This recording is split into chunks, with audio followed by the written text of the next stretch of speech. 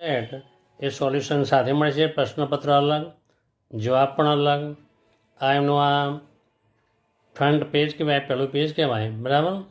આ પ્રમાણે છે એ સંકલ્પ એસાઇનમેન્ટ, એનું નામ છે સંકલ્પ એસાઇનમેન્ટ કેએસ પબ્લિકેશન. હવે આપણે જોઈએ કે આમાં ખાસિયત એ છે કે પ્રશ્નપત્ર અલગ અને જવાબ પણ અલગ. એ પ્રમાણે બે બુકમાં વિભાજન કરેલું છે, એટલે કોઈ પણ વિદ્યાર્થી ટેસ્ટ લઈ શકશે. હવે પેપર નંબર 1, ગણિત નમૂનાનું પ્રશ્નપત્ર 1. આ નમૂના પ્રશ્નપત્ર ગુજરાત બોર્ડ વડે બહાર પાડેલું છે, જે બેઝિક માટેનું છે. એમાં કઈ કઈ સૂચનાઓ આપેલી જોઈએ. બધા જ પ્રશ્નો ફરજિયાત જનરલ વિકલ્પો આપેલા છે. જનરલ વિકલ્પ એટલે કે ભાઈ 8માંથી 5 લખો, 9માંથી 6 લખો, યા 13માંથી 8 લખો, 7માંથી 4 લખો. એ પણ એને કહે જનરલ વિકલ્પ. અથવાની ઓરમાં અથવા એ જનરલ વિકલ્પ કહેવાય નહીં. પ્રશ્નપત્રમાં કુલ 55 પ્રશ્નો છે, જે વિભાગ એ, બી અને સી અને ડીમાં વહેંચાયેલો છે. પ્રશ્નની જમણી બાજુ અંક તેમજ ગુણ દર્શાવે છે. જરૂર જણાય તો આકૃતિ દોરવી, રચનાની રેખાઓ જાળવી રાખવી. નવો વિભાગ નવા પાનાથી શરૂ કરવો.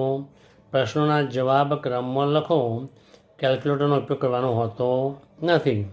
એ બીજી સૂચના એ કે પરીક્ષામાં લાલ કે લીલા રંગની પેન કે કાળા રંગની પેનનો ઉપયોગ કરવો જોઈએ નહીં. ફક્ત બ્લુ રંગની પેન અને પેન્સિલનો ઉપયોગ કરવો એ વધુ સારું છે, કારણ કે લાલ રંગ અને લીલા રંગની પેનનો ઉપયોગ કરી શકાતો નથી અને બ્લેક રંગનો પણ ઉપયોગ કરી શકાતો નથી. હવે આપણે જે વિભાગે અહીં પહેલાં હું પ્રશ્નો જોઈ જાઉં છું.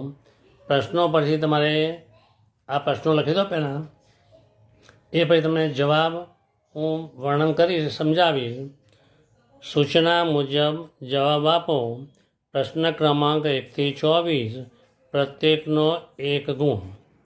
નીચેના વિધાનો ખરા છે કે ખોટા તે જણાવો. તો પ્રશ્ન 1 થી 6, વિધાનો સાચા છે કે ખોટા. ફક્ત પરીક્ષામાં વિધાન સાચું છે, ખોટું, સાચું, ખોટું એમ જ જવાબ આપવાનો હોય છે. પરંતુ આ પ્રશ્નપત્રમાં તો ખોટું તો કેમ અને સાચું તો પણ કેમ, એટલે કે જેથી આપણે પાયાનો ખ્યાલ મળી રહે તે રીતે વર્ણન કરેલું છે. પ્રશ્ન 1, નાનામાં નાની અવિભાજ્ય સંખ્યા અને નાનામાં નાની વિભાજ્ય સંખ્યાનો લસા 4 છે. n ઘાતવાળી બહુપદીને મહત્તમ n+1 શૂન્યો મળે છે. પ્રશ્ન નંબર 3, સમાંતર શ્રેણી 5, 7, 9, 11, 13માં છઠ્ઠી અવિભાજ્ય સંખ્યા 17 છે. નંબર 4, જેમ જેમ થીટાનું મૂલ્ય વધે તેમ તેમ સાઇન થીટાનું મૂલ્ય વધે છે. જ્યાં 0 θ < 90, એટલે કે 0 અથવા 0થી વધુ અને 90 અથવા 90થી ઓછું. પાંચમો પ્રશ્ન, sine a plus B, sine કૌંસમાં a પ્લસ બી બરાબર સાઇન a વત્તા સાઇન બી, જ્યાં 0 < a, બી < 90, એટલે કે a અને બી બંને લઘુ કોણો છે અથવા 0 અથવા 90 છે. પ્રશ્ન નંબર 6, કોઈ માહિતી માટે બહુલક 35 અને મધ્યક 35 હોય તો મધ્યસ્થ 35 છે. તો આપણે અહીં જોયું, આપણે અહીં 6 પ્રશ્નો જોયા સાચા ખોટાના. એ 6 પ્રશ્નોનો હવે આપણે વિસ્તૃતપૂર્વક અભ્યાસ કરી સમજીશું. હું માનું છું કે તમે વિભાગ 1ના 1 થી 6 પ્રશ્નો તમે લખી દીધા હશે. અને આગળ પછી આપણે MCQની વાત કરીશું. તો વિભાગે સાચા કે ખોટા, નાનામાં નાની અવિભાજ્ય સંખ્યા અને નાનામાં નાની વિભાજ્ય સંખ્યાનો લસા 4 છે. તો આપેલું વિધાન સાચું છે, કારણ કે ફક્ત પરીક્ષામાં આપણે સાચું કે ખોટું એમ જ જવાબ આપવાનો છે. કોઈ કારણ આપવાનું હોતું નથી. પરંતુ આપણી સમજ માટે કે ભાઈ આપણે સાચું લખી રહ્યા છીએ કે ખોટું લખી રહ્યા છીએ એ કેમ એનું કારણ આપણે જાણવા મળે.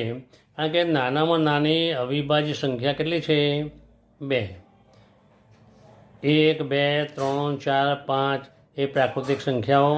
એમાં નાનામાં નાની અવિભાજ્ય સંખ્યા 2 કહેવાય. નાનામાં નાની બેકી સંખ્યા પણ 2 કહેવાય. એ નાનામાં નાની વિભાજ્ય સંખ્યા 4.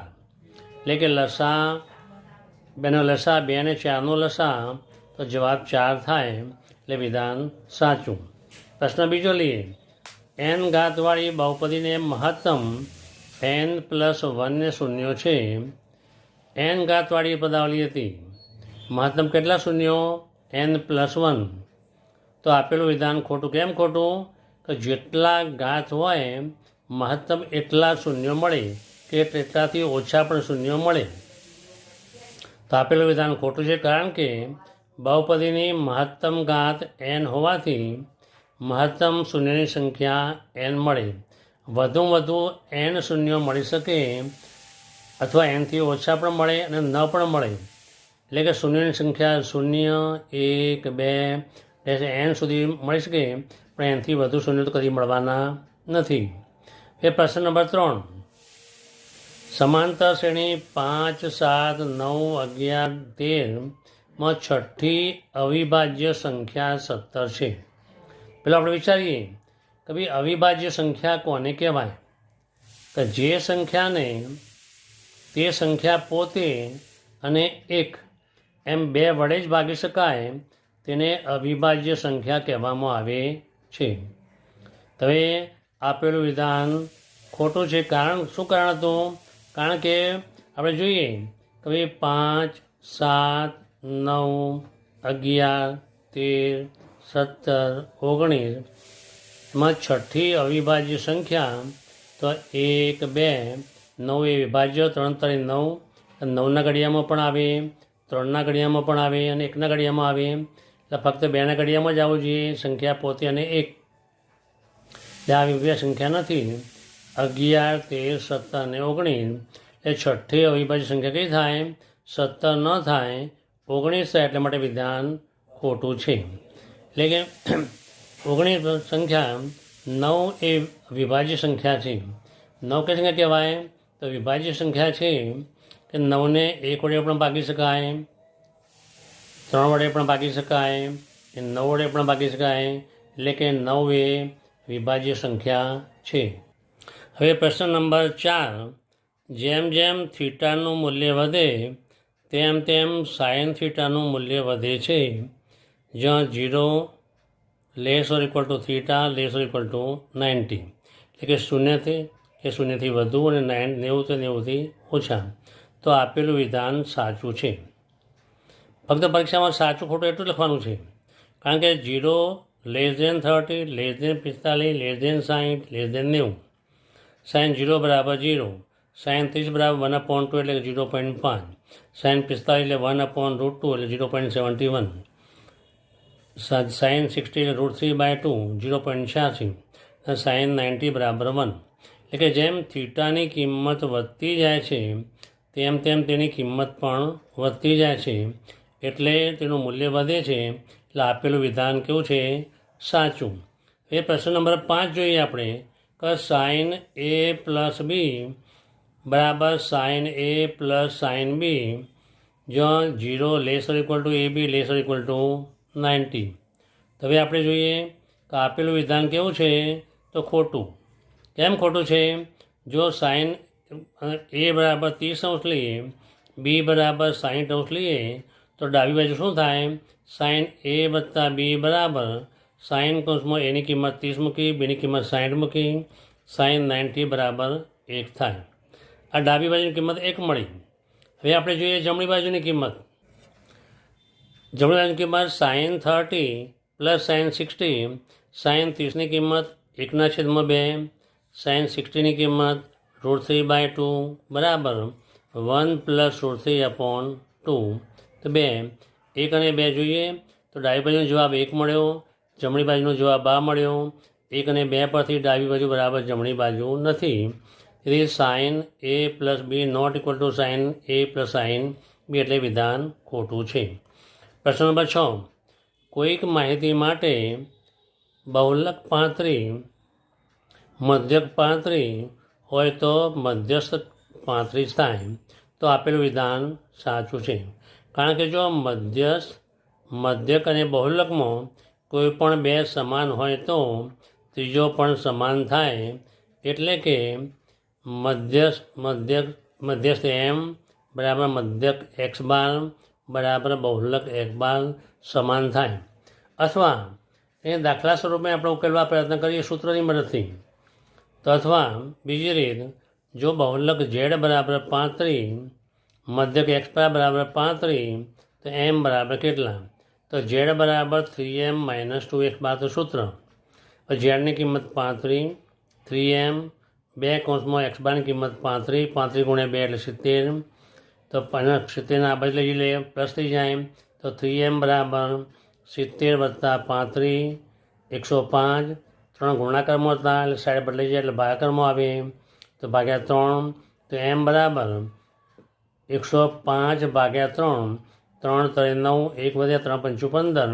તો m બરાબર કેટલું થઈ ગયું? 35. એટલે કે z બરાબર 35, x બરાબર 35, તો m બરાબર 35 થાય. તો z બરાબર 80 આપેલા હોય, x બરાબર 80, તો m બરાબર પણ 80 થાય. એ પ્રશ્ન નંબર 3 ગણે આપણે વિભાગ એમાં પહેલો વિભાગ 1 થી 6 દાખલા હતા એ સાચા ખોટા એનો આપણે વિષય કર્યું. હવે આપણે જોઈશું કે એમસીક્યુ માટેની વાત કરીએ આપણે. વિદ્યાર્થી મિત્રો, હવે નીચેના વિધાન સાચું બને તે રીતે યોગ્ય વિકલ્પ પસંદ કરો, એટલે કે મલ્ટિપલ ચોઇસ ક્વેશ્ચન MCQ. પ્રશ્ન નંબર 7. જો x, y, z ભિન્ન અવિભાજ્ય પૂર્ણાંક હોય તો તેમનો લસા ખાલી જગ્યા થાય. Option A, B option XY, C option YZ, D option XYZ. પ્રશ્ન નંબર 8.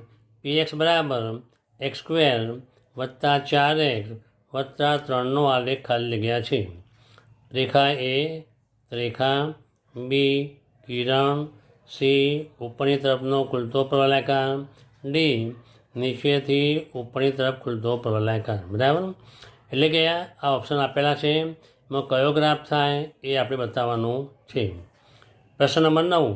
a1x + b1y + c1 = 0 અને a2x + b2y + c2 = 0 છે સંબંધ હોય તો અનંત ઉકેલ મળે. તો આ બંને વચ્ચે સંબંધ, તો કયો સંબંધ છે ઉકેલનો? અનંત ઉકેલ મળે, એક ઉકેલ મળે, બે આપણે અહીં અનંત ઉકેલ આપેલું જ છે. જ્યાં a1² ai² bi² ≠ 0, i = 1 and 2 abc વાસ્તવિક સંખ્યાઓ છે. એમાં ઓપ્શન આપેલા છે a1/a2 ≠ b1/b2 ≠ c1/c2, b a1/a2 = b1/b2 = c1/c2, c a1/a2 બરાબર b1/b2 not equal to c1/c2, d a1/a2 not equal to b1/b2 equal to c1/c2. એ પ્રશ્ન નંબર 10 જોઈએ. દ્વિઘાત સમીકરણ ax² + bx + c બરાબર 0 જો abc વાસ્તવિક સંખ્યા એ નોટ ઇક્વલ ટુ 0નો વિવેચક શોધવાનું સૂત્ર ખાલી જગ્યા છે. ઓપ્શન આપેલા છે b² + 4ac, b b² - 4ac, c b² - ac, d b² - 2ac. પ્રશ્ન નંબર 11. સમાંતર શ્રેણીનું nમું પદ શોધવાનું સૂત્ર ખાલી જગ્યા છે. તો a + d, b option b a + n - 1 * d, option c a + n + 1 * d, d a + n - d. પ્રશ્ન 12. pxyનું ઉગમ બિંદુથી અંતર ખાલી જગ્યા છે. Option a √x² + y², option b વર્ગમૂળમાં X plus Y, option C માનકમાં X plus Y, option D વર્ગમૂળમાં X square minus Y square. હું માનું છું કે તમે 7મો પ્રશ્ન, 8મો પ્રશ્ન, 9મો પ્રશ્ન, 10મો, 11મો, 12મો એ પ્રશ્ન તમે લખી દીધા હશે. પછી આપણે એનો જવાબને ડિસ્કસ કરીએ. આપણે તો પ્રશ્નો તમે પહેલાં લખી લો, હવે પછી જવાબનો વિસ્તૃતથી અભ્યાસ કરીશું.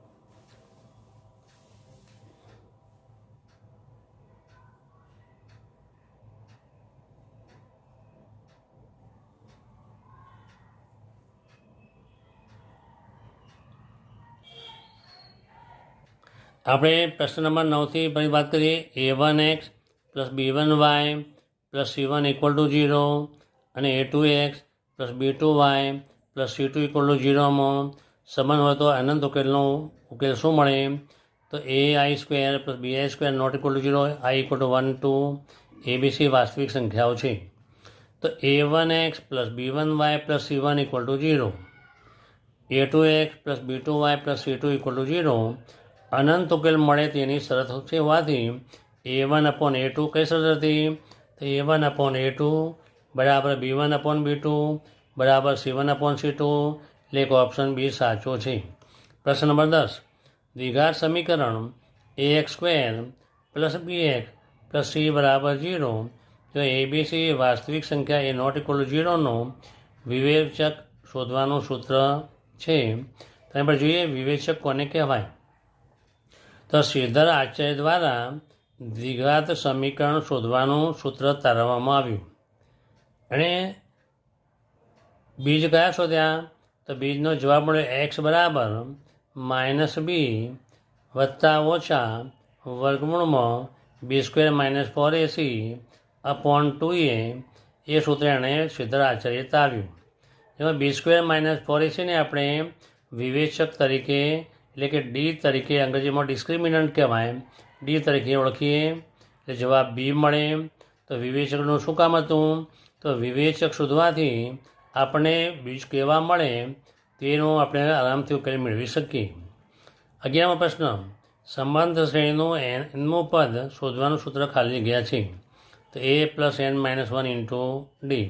તો સમાંતર શ્રેણીમાં nમું પદ શોધવાનું સૂત્ર an બરાબર a plus n minus 1 into D બી.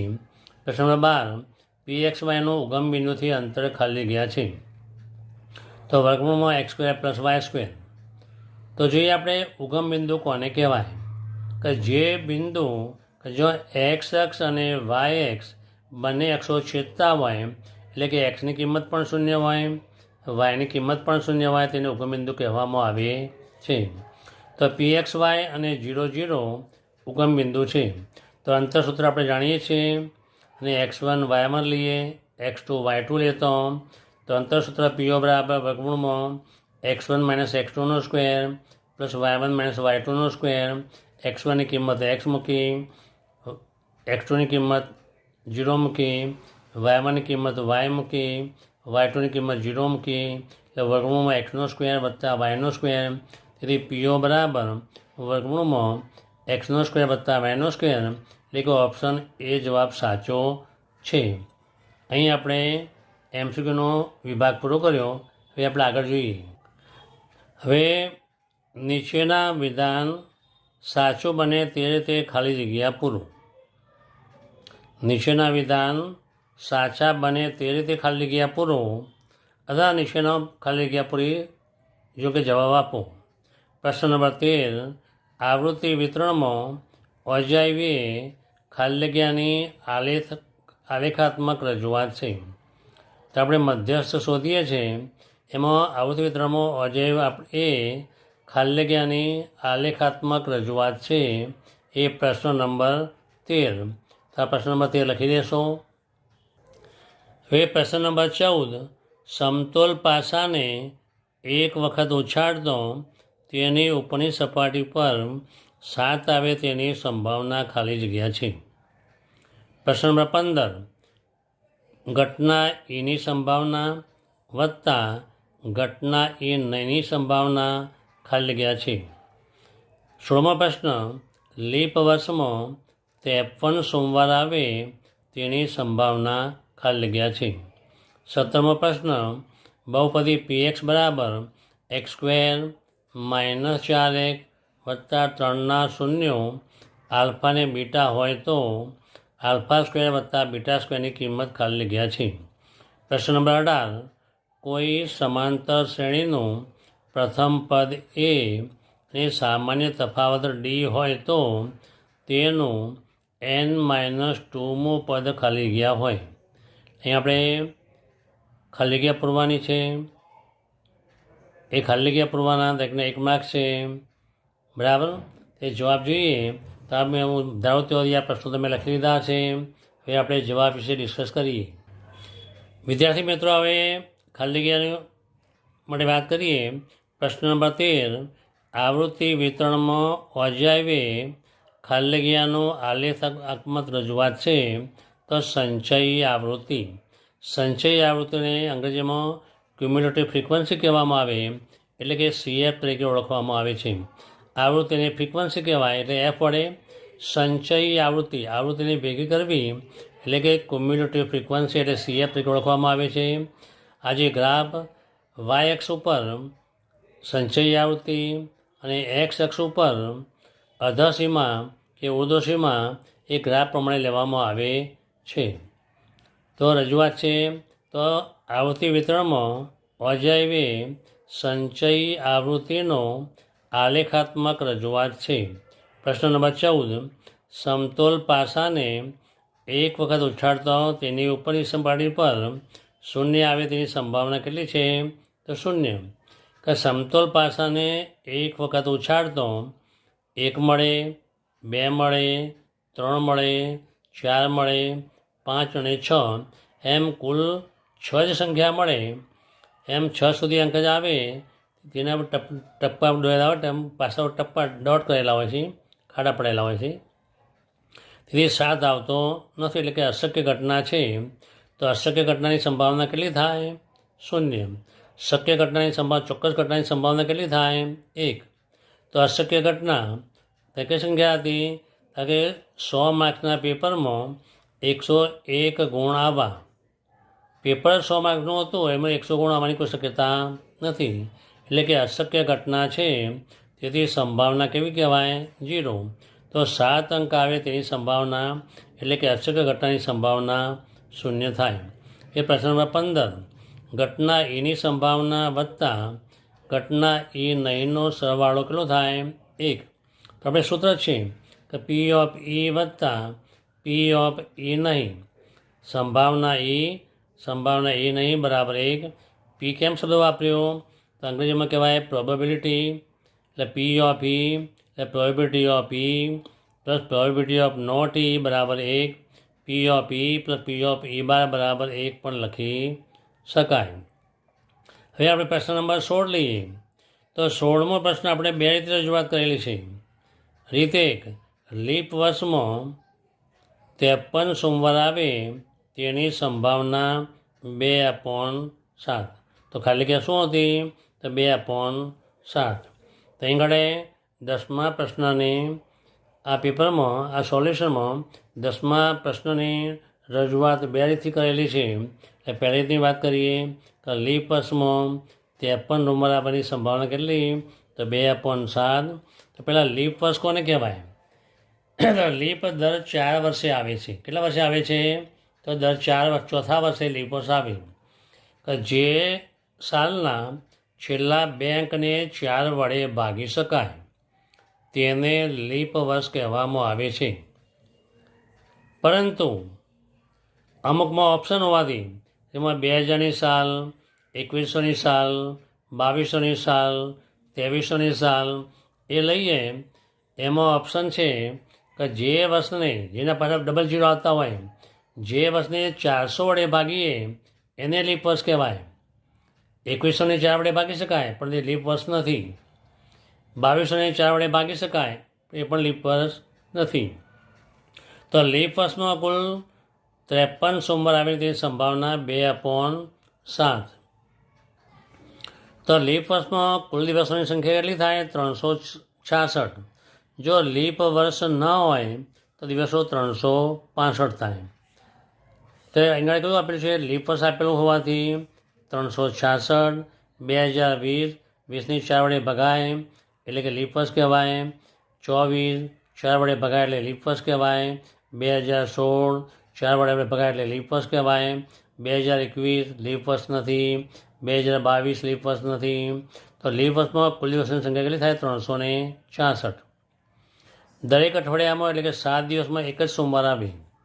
એ 366ને 7 વડે ભાગીએ એટલે 366 બરાબર 52 ગુણ્યા 7 કરી એટલે 364 થાય, વત્તા બીજા 2 દિવસ એટલે શેષ 2 વધી. એટલે ઘટના એ બરાબર 53 સોમવાર આવે તો પી ઓફ એ બરાબર શેષના છેદમાં 7 એટલે કે 2/7.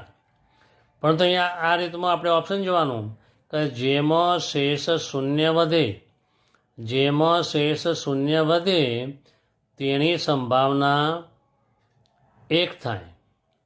જેમાં શેષ શૂન્ય વધે એની સંભાવના 1 થાય. હવે બીજી રીતે તો લીપ વર્ષમાં કુલ દિવસોની સંખ્યા કેટલી થઈ? તો 366. 366ને 52 વડે ભાગ્યા 52 ગુણ્યા 7 વત્તા 2 તો 2 દિવસ શેષ વધે.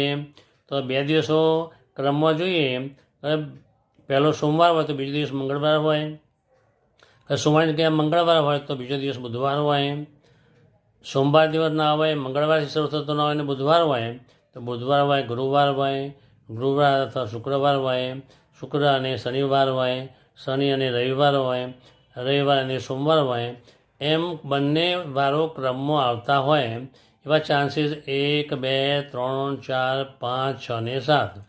એટલે કુલ શક્ય ઘટનાઓ કેટલી બની? તો 7 બની. એમાં સોમવાર ફક્ત 1 અને 2 બંનેમાં જ આવે છે, એટલે કે કુલ ઘટના 7 સોમવાર આવે. તેમાં 7 સોમવાર આવે તો ઘટના કેટલી હતી? 2 હતી. તો ઘટના એ 53 સોમવાર આવે. પી ઓફ એ બરાબર સોમવાર આવે તે ઘટનાની સંખ્યા છેદમાં કુલ ઘટનાની સંખ્યા. તે ઘડે 2 ઘટના હતી છેદમાં 7 એટલે કે પી ઓફ એ બરાબર 2/7. તો વિદ્યાર્થી મિત્રો આપણે અહીં પ્રશ્ન 16મા પ્રશ્નમાં 2 રીતે જોઈએ આપણે. એક શેષના છેદમાં 7 મૂકવાનું, પણ જો શેષ 1 આવતી હોય, 2 આવતી હોય, 3 આવતી હોય તો છેદમાં 7 મૂકવાના, પણ જો શૂન્ય આવતી હોય તો સંભાવના 1 થાય. એના લીપ વર્ષમાં જેટલા દિવસ ખોટે એના 2 દિવસ વધે આપણે સોમવાર મંગળવાર મૂક્યા. જો 3 દિવસ વધતા 3 શેષ વધતી હોય તો સોમ મંગળ બુધ, મંગળ બુધ ગુરુ, બુધ ગુરુ શુક્ર, ગુરુ શુક્ર શનિ, એ પણ 3 દિવસ હોય છે તો પણ કુલ ઘટનાઓ કેટલી બને? 7 જ બને. એટલે કે કુલ અને 3 વખતે આપણને સોમવાર મળે એટલે કુલ ઘટના કેટલી 3 થાય. પી ઓફ એ બરાબર, તો પહેલાં જેમાં શેષ 3 વધતી હોય તો 3/7. અહીં શેષ કેટલી વધતી હતી? 2. એટલે આપણા માટે પી ઓફ એ બરાબર સોમવાર આવે તેની ઘટના 2/7. એ પ્રશ્ન નંબર 17 લઈએ કે બહુપદી પી એક્સ બરાબર x² - 4x વત્તા 3ના શૂન્યો આલ્ફા અને બીટા હોય તો α² વત્તા β² બરાબર 10. તો જવાબ અહીં મળ્યો આપણને 10. તો x² બરાબર x² - 4x વત્તા 3 ને px બરાબર ax² વત્તા bx વત્તા c સાથે સરખાવીએ એટલે x² ના આગળ a તો x² ના આગળ 1 એટલે કે a બરાબર 1, x ના આગળ b તો x ની આગળ -4 તો b બરાબર -4, c અચળ સંખ્યા અચળ સંખ્યા 3 એટલે સી બરાબર 3. તો બે શૂન્યનો સરવાળાનું સૂત્ર આલ્ફા વત્તા બીટા આપણે યાદ રાખવું પડશે કે માઇનસ બી અપોન એ.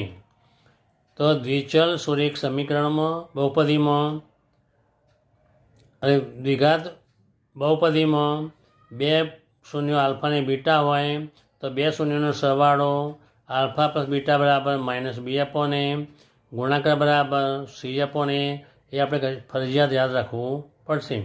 બરાબર માઇનસ બીની કિંમત કેટલી હતી તો -4/1 માઇનસ માઇનસ કેન્સલ થઈ જાય 4ને 1 વડે ભાગે એટલે 4 મળે. બે શૂન્યનો ગુણાકાર આલ્ફા ઇન્ટુ બીટા બરાબર સી અપોન એ. એ જોઈએ સીની કિંમત કેટલી હતી 3 હતી, એની કિંમત 1 હતી એટલે 3/1 બરાબર કેટલું મળ્યું તો 3 મળ્યું. હવે આપણે સૂત્ર જાણીએ છીએ આલ્ફા વત્તા બીટાનો વર્ગ બરાબર આલ્ફા સ્ક્વેર વત્તા બીટા સ્ક્વેર વત્તા 2 આલ્ફા બીટા એ વત્તા બીનો વર્ગ એ સ્ક્વેર વત્તા બી સ્ક્વેર વત્તા 2ab એ સૂત્ર વાપર્યું આપણે. તો એ આલ્ફા વત્તા બીટાની કિંમત આપણે 4 જાણીએ 4 મૂકી દીધી. આલ્ફા સ્ક્વેર વત્તા બીટા સ્ક્વેર શોધવાનું આલ્ફા ઇન્ટુ બીટા તો 3 મળ્યું તો 2 ગુણ્યા 3 એટલે 6.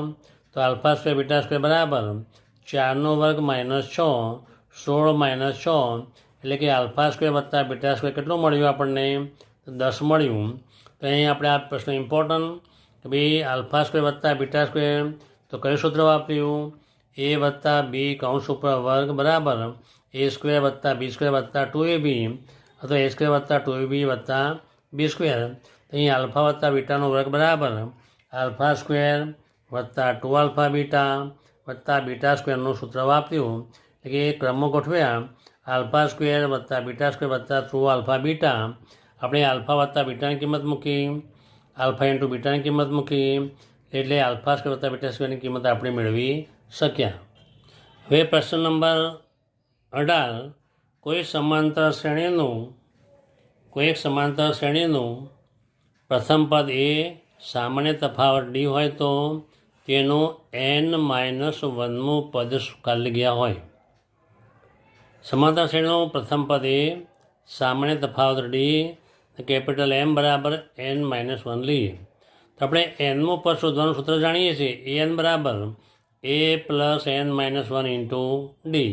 આપણે nની જગ્યાએ n-2 મૂકી દઈએ એની જગ્યાએ n-2 મૂક્યું પ્લસ a પ્લસ કૌંસમાં એની જગ્યાએ n-2 -1 ઇન્ટુ ડી n-2 -1 એટલે n-2 -1 એટલે -3 એટલે 2 રૂપિયા દેવું હતું બીજું 1 રૂપિયાનું દેવું થયું એટલે 3 રૂપિયા દેવું થયું એટલે કે n-2 -1. ઘણા વિદ્યાર્થીઓ અહીં શું ભૂલ કરે છે કે માઇનસ માઇનસ પ્લસ પણ એવું અહીં હોતું નથી કે -2 વત્તા -1 એટલે -3 થાય. તેથી an-2 બરાબર a plus n-3 into D. ટૂંક આપણે એટલું યાદ રાખવાનું કે an બરાબર a plus n-1 into D. અહીં n હતું એટલે એના કરતાં 1 ઓછું, n-2 હતું એના કરતાં 1 ઓછું એટલે n-3. an-10 આપેલું હોય તો an-9d, એ 50 આપેલું હોય તો a પ્લસ 49d. એક ઓછી ડી મૂકી દઈએ એટલે જવાબ આપણે મળી જાય. તો અહીં આપણે આ ખાલી જગ્યાવાળો પોર્શન પૂરો કર્યો. હવે આગળ વિસ્તૃત ચર્ચા કરીએ. હવે વિદ્યાર્થી મિત્રો આપણે 19 થી 24 કે જેમાં એક વાક્ય કે શબ્દ કે આંકડામાં જવાબ આપો. એક વાક્ય એક શબ્દ અથવા આંકડામાં જવાબ આપ્યો. ઘણી વખત એકના બદલે 2 પણ વાક્યો થઈ જાય 3 પણ વાક્યો થાય તો કોઈ ચિંતા કરવાની કોઈ જરૂર હોતી નથી. પરંતુ 1 માર્ક્સ હોવાથી આપણે માર્ક્સને જોઈને આપણે વર્ણન લખવું જોઈએ. તો પ્રશ્ન 19 વર્તુળના બહારના ભાગમાં આવેલા કોઈ બિંદુથી દોરેલા સ્પર્શકની લંબાઈ 24 સેન્ટીમીટર તથા તેનું કેન્દ્રથી અંતર 25 સેન્ટીમીટર હોય તો વર્તુળની ત્રિજ્યા કેટલા સેન્ટીમીટર થાય. પ્રશ્ન નંબર 20 બે નળાકારની ત્રિજ્યાઓનો ગુણોત્તર 2:3 અને ઊંચાઈનો ગુણોત્તર 5:3 હોય તો તેમના ઘનફળનો ગુણોત્તર શોધો. અહીં જો ક્ષેત્રફળનો ગુણોત્તર આવતો હોય તો આપણે પ્રમેય નંબર 6.6નો ઉપયોગ કરવો પડશે. 21મો પ્રશ્ન, વર્તુળની ત્રિજ્યામાં 10% વધારો કરવામાં આવે તો તેના ક્ષેત્રફળમાં કેટલા ટકાનો વધારો થાય? પ્રશ્ન નંબર 22, બે ઘન પૈકી પ્રત્યેકનું ઘનફળ 64 સેન્ટીમીટર હોય તેવા બે ઘનફળને જોડવાથી બનતા લંબઘનની લંબાઈ કેટલી થાય? તો આ પ્રશ્ન એ બોર્ડમાં પૂછેલો પ્રશ્ન છે કે લંબાઈ કેટલી થાય. પ્રશ્ન 23, આકૃતિમાં દર્શાવ્યા પ્રમાણે વાય બરાબર પીએક્સનો આલેખ દર્શાવેલ છે, તેના પરથી પીએક્સના મૂલ્યની સંખ્યા કેટલી થશે તે જણાવો. એંગળે આલેખ આપણે આપેલો છે કે ભાઈ શૂન્યોની સંખ્યા કેટલી તે આપણે શોધવાની છે. એ પ્રશ્ન છેલ્લો 24મો પ્રશ્ન, વિભાગેનો 20 સેન્ટીમીટર વ્યાસવાળા અર્ધવર્તુળમાં અંતર્ગત ત્રિકોણનું મહત્તમ ક્ષેત્રફળ કેટલું થાય? 20 સેન્ટીમીટર વ્યાસવાળા અર્ધવર્તુળમાં અંતર્ગત ત્રિકોણનું મહત્તમ ક્ષેત્રફળ કેટલું થાય? તો વિદ્યાર્થી મિત્રો, તમે વિભાગ એમાં 1 થી 24 પ્રશ્નો લખી લેજો અને જવાબ આપણે જોઈએ આપણે જેમ ડિસ્કસ કરીએ એમ સમજજો એ લખશો તો તમને વધુ ફાયદો મળશે. હું માનું છું કે તમે પ્રશ્નો લખી દીધા છે. હવે આપણે પ્રશ્ન 19નો જવાબ જોઈશું. વર્તુળના બહારના ભાગમાં આવેલ કોઈ બિંદુથી દોરેલા સ્પર્શકની લંબાઈ 24 સેન્ટીમીટર તથા તેનું કેન્દ્રથી અંતર 25 સેન્ટીમીટર હોય તો વર્તુળની ત્રિજ્યા કેટલા સેન્ટીમીટર થાય? ધારો કે વર્તુળનું કેન્દ્ર O, ત્રિજ્યા R, વર્તુળનું બહારનું બિંદુ P છે. તો આપણે આકૃતિ જે સમજીએ કે આકૃતિ દોરીએ આપણે. તો આ આકૃતિ જોઈ, આ વર્તુળ લઈએ, આ વર્તુળનું કેન્દ્ર O, વર્તુળનો બહારનો બિંદુ P લઈએ, Pમાંથી વર્તુળને સ્પર્શક એ બિંદુમાં છેદે O ત્રિજ્યા. અહીં શું આપીશ આપણને કે ભાઈ સ્પર્શકની લંબાઈ 24 સેન્ટીમીટર એટલે 24 સેન્ટીમીટર. ઓથી પીનું અંતર 25 સેન્ટીમીટર. તો આપણે આ ત્રિજ્યા શોધવાની છે. એટલે પ્રમેય 10 મુજબ કે ત્રિજ્યા એ સ્પર્શકને સ્પર્શ બિંદુએ લંબ હોય છે. એટલે કે આ ત્રિજ્યા એટલે કાટકોણ થઈ ગયો, આગળ ત્રિકોણ થઈ ગયો, તો કાટકોણ ત્રિકોણ થઈ ગયો. તો કાટકોણ ત્રિકોણમાં પાયથાગોરસનો નિયમ કયો છે? તો OP સ્ક્વેર બરાબર OA સ્ક્વેર વત્તા AP સ્ક્વેર. તો ત્રિકોણ OAPમાં ખૂણો A બરાબર 90°. તો કયો નિયમ હતો? પાયથાગોરસનો પ્રમેય. તો OPની કિંમત 25નો સ્ક્વેર બરાબર OAની કિંમત Rનો સ્ક્વેર વત્તા 24નો સ્ક્વેર. તેથી R સ્ક્વેર બરાબર 25નો સ્ક્વેર માઇનસ 24નો સ્ક્વેર. તેથી R સ્ક્વેર બરાબર 25નો સ્ક્વેર 625 માઇનસ 24નો સ્ક્વેર 576. R સ્ક્વેર બરાબર 49. તેથી આગળ R બરાબર કેટલું થાય? તો 7. એટલે કે ત્રિજ્યાની લંબાઈ કેટલી થાય? તો 7. આ જ વસ્તુ આગળ લખેલી છે. તો O કેન્દ્ર અને 8 સેન્ટીમીટર ત્રિજ્યાવાળા વર્તુળ બહારનું બિંદુ P છે. P એ વર્તુળનો સ્પર્શક એ બિંદુમાં સ્પર્શે. OA લંબ AP પ્રમેય નંબર 10.1. ખૂણો OAP બરાબર 90 આપણને મળ્યો. ત્રિકોણ OAPમાં ખૂણો A બરાબર 90 પાયથાગોરસના નિયમ પ્રમાણે OA સ્ક્વેર વત્તા AP સ્ક્વેર બરાબર OP સ્ક્વેર. R સ્ક્વેર બરાબર APની કિંમત 24નો સ્ક્વેર બરાબર OPની કિંમત 25નો સ્ક્વેર. તેથી R સ્ક્વેર બરાબર 25નો વર્ગ ઓછા 24નો વર્ગ. 25નો વર્ગ 625 માઇનસ 576. R સ્ક્વેર બરાબર કેટલું થઈ ગયું? 49. તેથી R બરાબર 7. વર્તુળની ત્રિજ્યા કેટલી બધી? 7નું વર્ગમૂળ 49નું વર્ગમૂળ કેટલું થઈ ગયું? 7. એટલે કે વર્તુળની ત્રિજ્યા આપણે કેટલી મળી? 7 મળી. હવે જોઈએ પ્રશ્ન નંબર 20 લઈએ કે બે નળાકારની ત્રિજ્યાઓનો ગુણોત્તર 2:3 અને ઊંચાઈનો ગુણોત્તર 5:3 હોય તો તેના ઘનફળનો ગુણોત્તર શોધો. તો ધારો કે નળાકાર એક નળાકારની ત્રિજ્યા R1 ને ઊંચાઈ H1, બીજા નળાકારની ત્રિજ્યા R2, ઊંચાઈ H2 લીધું. આગળ R1 જેમ R2 બરાબર 2/3, H1 જેમ H2 બરાબર 5/3 આપણે આપેલું છે. તો અહીં ઘનફળની વાત હતી, ઘનફળનો ગુણોત્તર શોધો. તો આપણે ઘનફળનું સૂત્ર ફરજિયાત આપણે યાદ રાખવું પડે.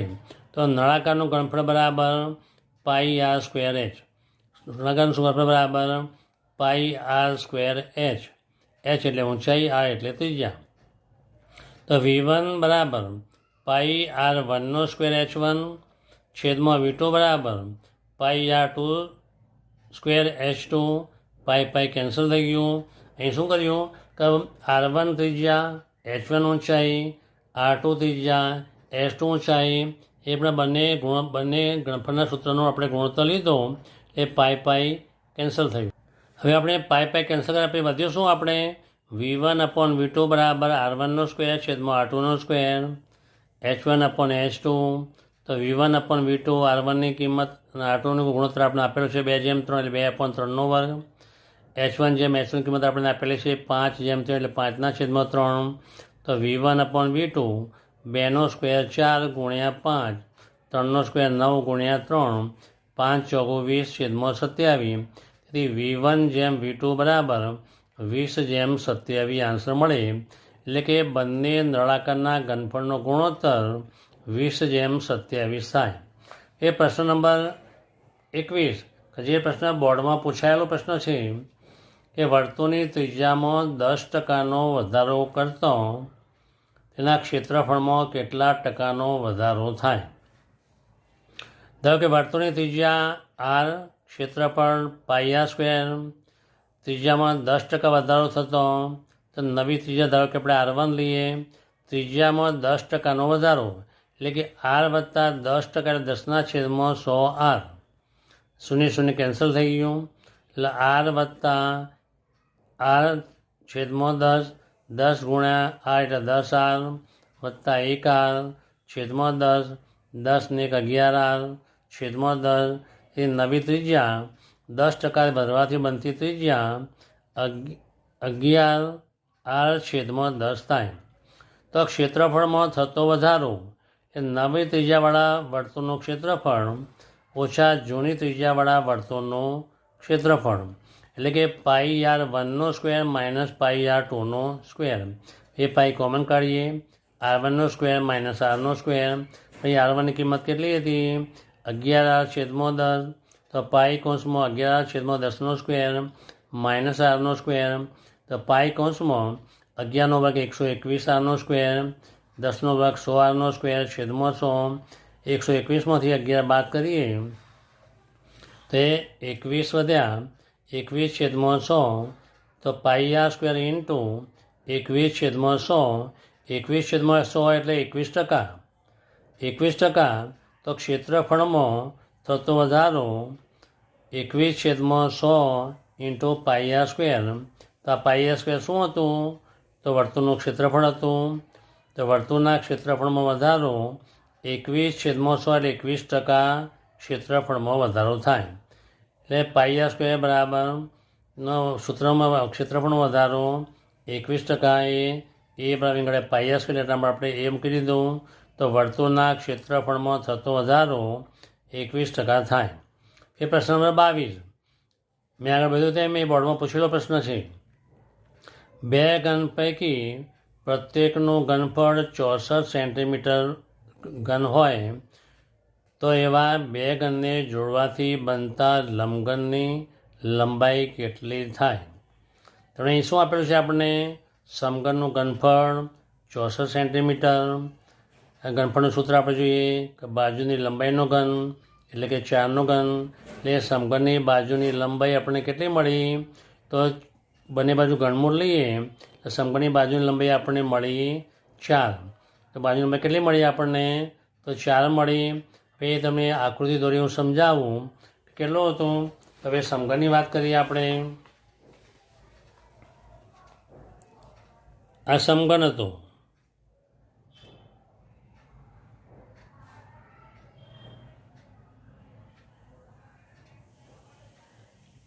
આ સમઘન કે જેની લંબાઈ પહોળાઈને ઊંચાઈ સરખી હતી, તો સમઘનનું ઘનફળ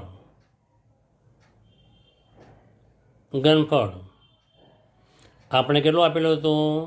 64 સેન્ટીમીટરનો ઘન આપણને આપેલું હતું. તો લંબઘનનું ઘનફળનું સૂત્ર, તો બાજુનો ઘન અથવા એલનો ઘન બરાબર 64 એટલે 4નો ઘન, 4 ગુણ્યા 4 ગુણ્યા 4 કરીએ એટલે 64 થાય. બંને બાજુ ઘનમૂળ લઈ લઈએ એટલે બાજુની લંબાઈ બરાબર તો 4 સેન્ટીમીટર થાય. હવે જોઈએ બે લંબઘન જોડવામાં આવે તો લંબાઈ કેટલી થાય? ચોપડીમાં પ્રશ્ન આપેલો છે, તેનું લંબઘનનું ઘનફળ કેટલું થાય એ આપેલું છે. એ આપણે એ પણ આકૃતિ દોરી સમજીએ આપણે કે બે સમઘન જોડવાથી આ પ્રકારનો આપણને લંબઘન મળે, આ લંબઘન મળે. હવે જોઈએ આપણે આ જોયા આપણે તો બે આપણે સમઘન ભેગા કર્યા તો એ બાજુની લંબાઈ કેટલી મળી આપણને? 4, પહોળાઈ પણ 4, ઊંચાઈ પણ 4 મળેલી હતી. તો લંબાઈ આ 4 હતી, એવા બે સરખા હતા એટલે આની પણ 4. તો કુલ લંબાઈ કેટલી મળી? 8 મળી.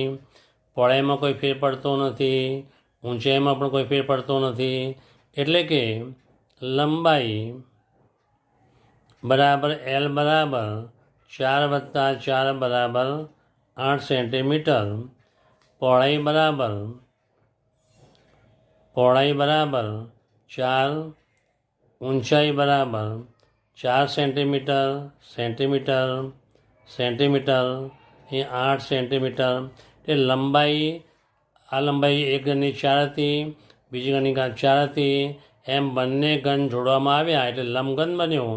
એટલે લંબાઈ 4 + 4 8 થઈ ગઈ. પહોળાઈમાં કોઈ ફેર પડતો નથી, ઊંચાઈમાં પણ કોઈ ફેર પડતો નથી. જો ઊભા ગોઠવવામાં આવે તો ઊંચાઈમાં ફેર પડે. એટલે કે આપણે જોયું તેમ કે બે સમઘન જોડવાથી બનતા લંબઘનની લંબાઈ 2 × 4 અથવા 4 + 4 બરાબર 8 સેન્ટીમીટર થાય. હવે પ્રશ્ન નંબર 23 આકૃતિમાં દર્શાવ્યા મુજબ y બરાબર pxનો આલેખ દર્શાવેલ છે.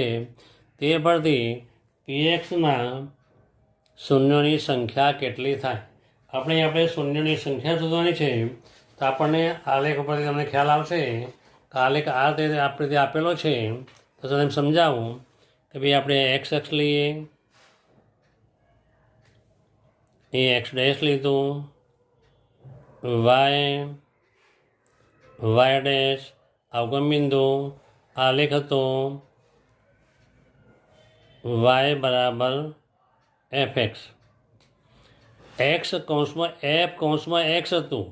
આપણે અહીં ખાસ એ ધ્યાન રાખવાનું કે વાય બરાબર fx, જે એફને કૌંસમાં જે આપેલું હોય એ અક્ષને જેટલા બિંદુમાં રેખા છેદે એટલા શૂન્યો મળે. કેટલા શૂન્યો મળે? 1 શૂન્ય મળે. હવે આપણે જોઈએ આ એક્સ અક્ષ, એક્સ ડેશ, વાય ડેશ. આપણે આ આલેખ જોઈએ વાય બરાબર fx. અહીં આપણે જોઈએ કૌંસમાં એક્સ જોયું, એફની બાજુમાં કૌંસમાં એક્સ જોયું, તો આપણે એક્સ અક્ષ વિશે વિચારવાનું કે આ જે આલેખ દોર્યો એ આલેખ એક્સ અક્ષને કેટલા બિંદુમાં છેદે છે. તો આ એક્સ અક્ષને એક બિંદુમાં છેદ્યો, આ બીજા બિંદુમાં છેદે, આ ત્રીજા બિંદુમાં છેદે, આ ચોથા બિંદુમાં છેદે. એટલે કે શૂન્યોની સંખ્યા કેટલી મળે? શૂન્યોની સંખ્યા બરાબર 4. અહીં શૂન્યોની સંખ્યા બરાબર 1. એ પણ આગળ વિચારીએ. આ લઈએ એક્સ અક્ષ, વાય અક્ષ, વાય ડેશ ઉગમબિંદુ ઓ લઈએ,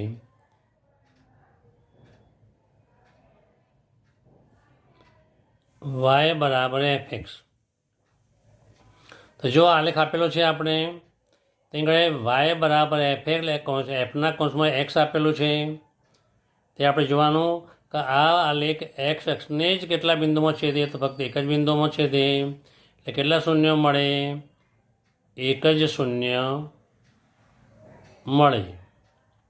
હવે બીજું વિચારીએ આપણે થોડો એક્સ્ટ્રા આ બધાનો વિચાર જે જાણવા માટે. અહીં એક્સ બરાબર એફ વાય આપેલું હોય, એક્સ બરાબર એફ વાય આપેલું હોય તો આપણે કૌંસમાં શું આપેલું છે તો વાય. તો આલેખ વાય અક્ષને કેટલા બિંદુમાં છેદે એ જોવાનું. આ એક્સ અક્ષ, X dash, Y, Y dash. તો આ આલેખ જોઈએ તો અહીં એક બિંદુ તો એક શૂન્ય મળે, શૂન્ય મળે. બીજો આલેખ આપણે દોરીએ આપણે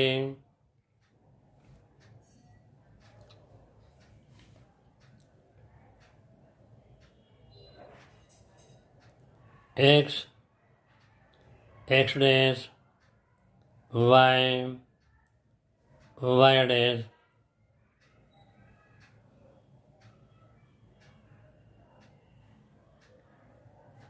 આલેખ આપ્યો છે એક્સ બરાબર એફ વાય. આપણે ખાસ કૌંસમાં જોવાનું. અહીં કૌંસમાં એક્સ હતો એટલે એક્સ અક્ષને કેટલા બિંદુમાં છે તે જોવાનું. અહીં કૌંસમાં વાય આપેલો છે એટલે વાય અક્ષને કેટલા બિંદુમાં છેદે, એક બિંદુ, બે બિંદુ, ત્રણ બિંદુ, ચાર બિંદુ, એ પાંચ બિંદુ. તો શૂન્યોની સંખ્યા કેટલી મળે, સંખ્યા બરાબર 5. આપણે વાય અક્ષને કેટલા બિંદુમાં છેદે છે એ ખાસ જોવાનું. કેમ કે કૌંસમાં વાય આપેલું છે એક્સ બરાબર એફ વાય, પણ સામાન્ય રીતે વાય બરાબર એફ એક્સ જ પ્રશ્ન પૂછાતો હોય. પણ જો ટ્વિસ્ટ કરવા ટ્રાય કરે એટલે પ્રશ્ન હાર્ડ બનાવવા પ્રયત્ન કરે તો એક્સ બરાબર એફ વાય મૂકી દે તો આપણે જે કૌંસમાં વાય હતો એટલે વાય એક્સને કેટલા બિંદુમાં છે એ જોવાનું. એ એફ એક્સ આપેલો હતો એક્સને કેટલા અંશમાં જોવાનું. એ પ્રમાણે આપણે શૂન્યની સંખ્યા નક્કી કરવાની. હવે વિભાગ એનો છેલ્લો પ્રશ્ન, અર્ધવર્તુળમાં અંતર્ગત સમદ્વિબાજુ ત્રિકોણનું ક્ષેત્રફળ મહત્તમ થાય.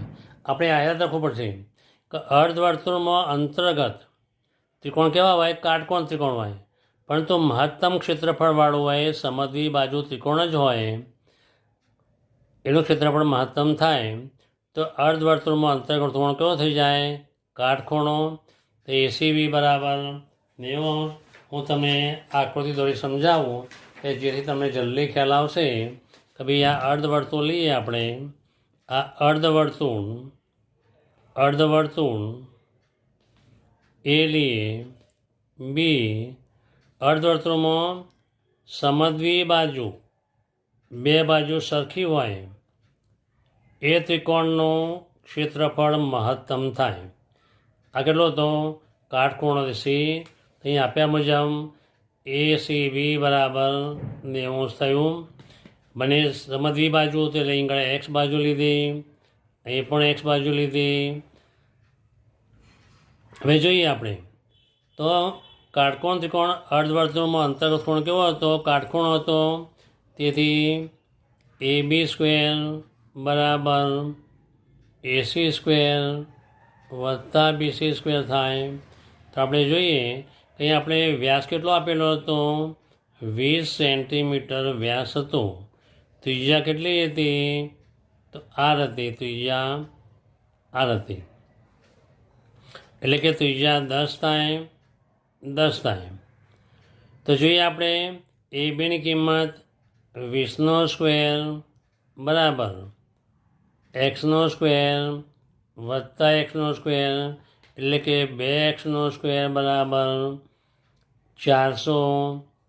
એક્સનો સ્ક્વેર બરાબર 400 ભાગ્યા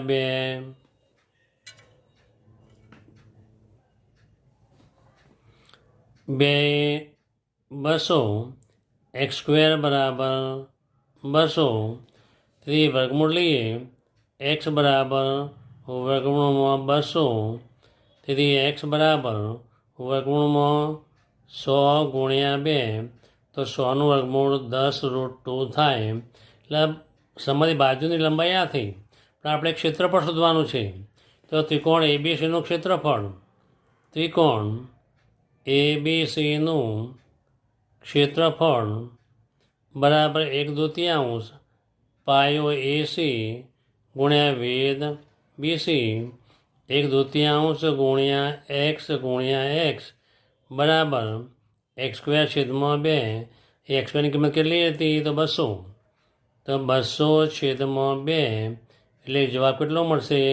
100. તો સમદ્વિ બાજુ ત્રિકોણનું ક્ષેત્રફળ આપણને કેટલું મળશે? તો 100 મળશે. હવે જોઈએ આપણે બીજી રીત જોઈએ આપણે.